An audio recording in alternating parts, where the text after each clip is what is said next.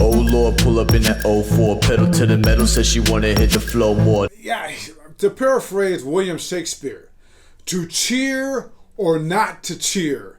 That is a question for Atlanta Braves fans this week.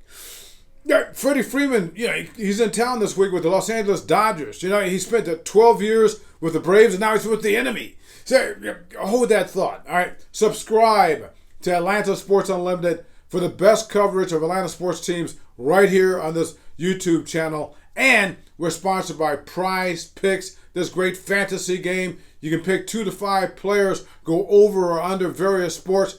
Promotion code right there, ASU. Also, my book, Hank Aaron, the real Hank Aaron. You should get this right now. People love it. I know why. You check it out. But anyway, get back to this Braves thing. This is an interesting situation because, like I said, Freddie Freeman coming back to town. He was a big Braves for all that time, but the Dodgers are the enemy.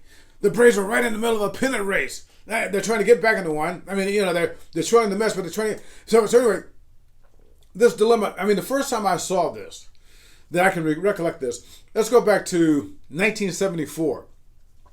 Opening day, Cincinnati, Big Red Machine, and you got Hank Aaron in town with the Atlanta Braves. You're not saying Hank Aaron I talked about. And matter of fact, this is in the book. And Hank Aaron goes to Cincinnati opening day, and he's one home run away from tying Babe Ruth career record of 714 for home runs. All right, and Dick Wagner, the president of the Reds, said that if there's a home run here, we're not going to celebrate it because we don't celebrate opposing players in our own stadium. Didn't matter. First at bat, Hank Aaron swings, home run off of Jack Billingham. He ties Babe Ruth at 714, and the crowd goes crazy. Packed house at Riverfront Stadium. This is the Red Stadium. They're cheering for Hank Aaron. And Hank Aaron told me, it's in the book, he said that they were cheering as loud in Cincinnati as if he hit that tying home run. They would end up breaking in Atlanta. All right? And speaking of the Reds, I remember 1979. Pete Rose has spent 16 years with the Reds. Their hometown Pete Rose. He was Cincinnati. Then he leaves as a free agent to the Philadelphia Phillies. And when he came back, I was there for this. He comes back in 79 for the first time with the Phillies. Riverfront Stadium. Crowd goes nuts because it's Pete Rose when he comes up. And matter of fact, he all these years, subsequent years with the Phillies, they still cheered him rather loudly because it was Pete Rose. You understand that. And Pete Rose ended up coming back to the Reds to finish his career as a player manager, and then he got that little gambling thing. But anyway, so I remember that. Then let's bring it on home to the Braves.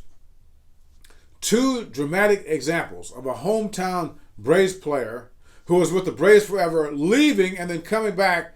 And what kind of ovation did they get? I'm saying this because Freddie Freeman was a homegrown Atlanta Brave, okay? Just like Del Murphy was. Remember Del Murphy? He comes up with the Braves in like 1976. He spent 14 years with the Braves, right? Beloved. People love them some Del Murphy, okay? Then Del Murphy goes off to the Philadelphia Phillies at the end of his career, comes back. I was there. People cheered him. They were happy to see him. All 20 people in the stands. Back then, Atlanta Fulton County Stadium, Braves didn't draw very well. And every time, Del Murphy would come up to the plate, Del Murphy was a shell of himself at that point, all right? Then another example. Let's jump ahead to, let's say, the turn of this century. Tom Glavine, future Hall of Famer Tom Glavine, great pitcher, actually, this way, left-handed pitcher. Tom Glavine comes back to town. He leaves the Braves and he goes to the New York Mets. And he's there for like 5 years. And every time he would come back, people would kind of mixed. Okay. Because a lot of people still were mad at Tom Glavine because of the 1994 player strike when he was the face of the players for that strike. So it's kind of hard to and plus the fact he goes to the Mets. If you're a Braves person, you hate the Mets, particularly back then. So that was a little bit weird, okay? So in this particular case, Freddie Freeman in his dozen years with the Braves, he wasn't as beloved in the clubhouse as people want to make it out to be. I had the Braves executive tell me that, okay? But the fans loved Freddie Freeman. You know, I mean, he hit for power, hit for average, fielded pretty well, smiled, and all that kind of stuff. So and it helped them win the World Championship last year. But then he and the Braves kind of like were on the outs, and the truth is that the Braves didn't want him. And so then he signs as a free agent with the Los Angeles Dodgers, and that's where he is right now. I mean, so you just know that there's going to be this reaction that people want to have. So my point is, what should you do as a fan? What should you do? I mean, should it be like that? I mean, should you go nuts? Like on that first time you see him, he walks to the plate, and then just get it over with, and then the rest of the time treat him like the rest of those Dodgers? Or should you treat him like the enemy? Boo! Or should you go nuts every single time he comes to the plate throughout this series? Going through Sunday. Okay. Let me think about this. Right? I would prefer that you would treat him like any other player. Because, hey, your Braves are trying to win another world championship. But I know that's not realistic. So you know what? Get it out of your system. Go nuts. Just scream like crazy, okay? I mean, because get it out now.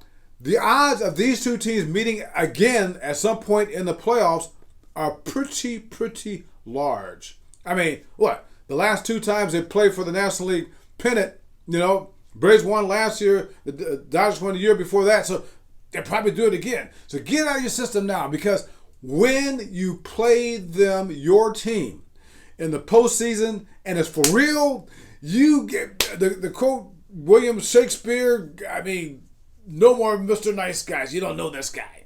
Yeah, William Shakespeare was that Leo DeRocher. I don't know, but anyway, you get my point. This is my falsetto, wicked potion with the slow pour. This is my addiction, make me wanna go for more. Pale